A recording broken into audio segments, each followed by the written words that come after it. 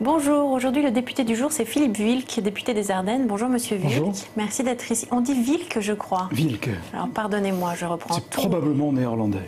C'est ça. Bon alors Monsieur Wilk, merci d'être ici sur ce plateau. Je vais vous poser à vous, comme à tous les députés que je reçois, une première question qui est comment est-ce que vous vous définiriez? Qui êtes-vous? Alors d'abord, je suis député de la 2e circonscription des Ardennes. C'est la circonscription qui englobe une partie de Charleville et qui, vous savez, c'est cette pointe des Ardennes qui rentre dans la Belgique. Donc je suis un député frontalier, Oui. quasiment franco-belge, puisque nous avons beaucoup de relations avec la Belgique. Je suis député depuis 1997, donc je termine mon 3e mandat. Je suis quelqu'un de passionné, vous savez, vous ne faites pas de politique sans passion. J'ai exercé aussi des responsabilités syndicales quand j'étais étudiant à Sciences Po, j'étais un des responsables de l'UNFID. Et puis donc, quand vous êtes responsable syndical, vous vous engagez ensuite en politique. Et donc, je crois qu'il faut être passionné, il faut aimer la chose publique, il faut aimer les gens. Pour pouvoir s'engager. Et comme je suis un combattant, donc il était naturel. J'ai suivi ma voie naturelle après le syndicalisme étudiant. Je suis rentré en politique. Voilà. C'est quoi un combattant? Un combattant, j'ai horreur de l'injustice. Donc mes premiers engagements à la fois syndicaux et politiques sont liés à ça.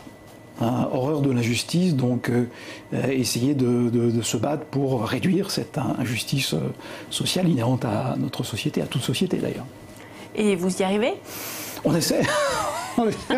On essaie de faire de son mieux, sachant que les Ardennes ont été visitées récemment, d'ailleurs par le président de la République. C'est un département en difficulté. J'ai une circonscription qui est difficile, qui a perdu beaucoup d'emplois. Oui.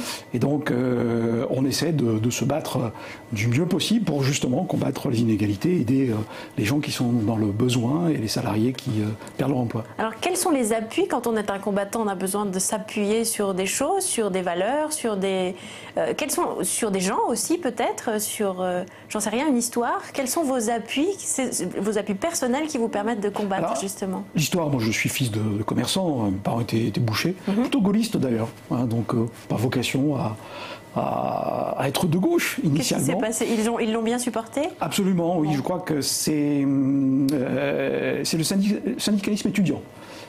Qui m'a politiquement, je crois, révélé, entre guillemets. Et encore une fois, c'est une très très bonne école avant l'engagement politique qui est naturel après du syndicalisme étudiant. Et c'est, comme vous le disiez vous-même, fondé aussi sur des valeurs de solidarité, des valeurs de justice sociale. Oui. Et quand on est jeune, mais même quand on est vieux, ces valeurs restent entières.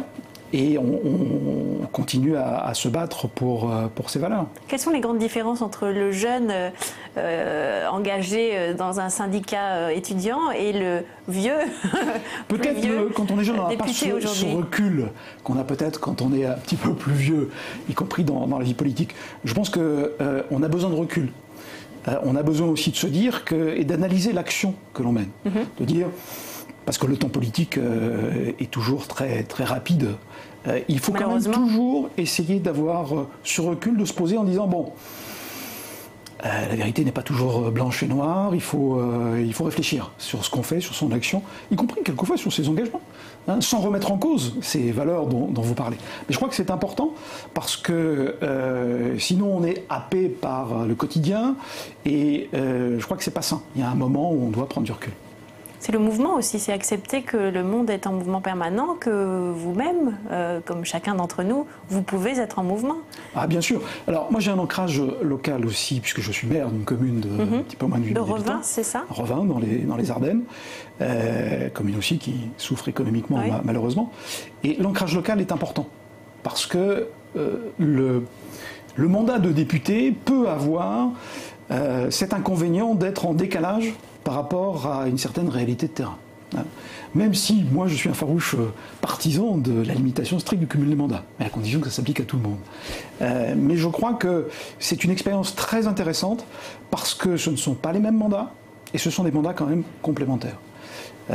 Et la fonction municipale est une fonction passionnante, certes difficile dans le contexte où nous sommes, mais absolument passionnante.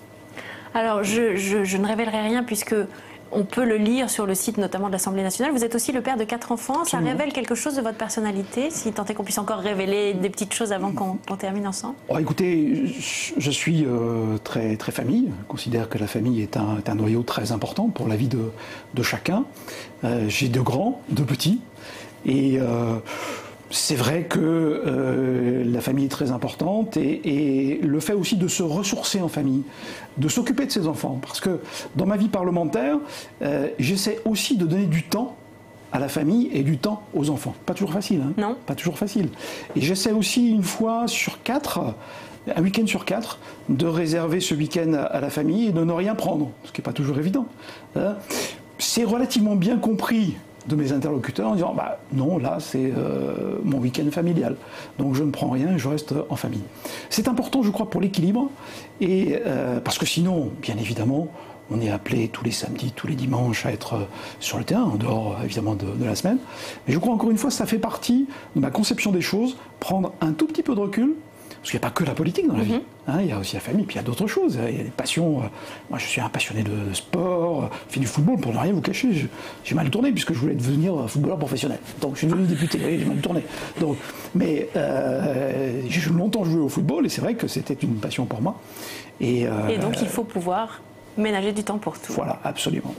Désolée. Passion pour la politique, passion pour le sport, passion, c'est un fil conducteur.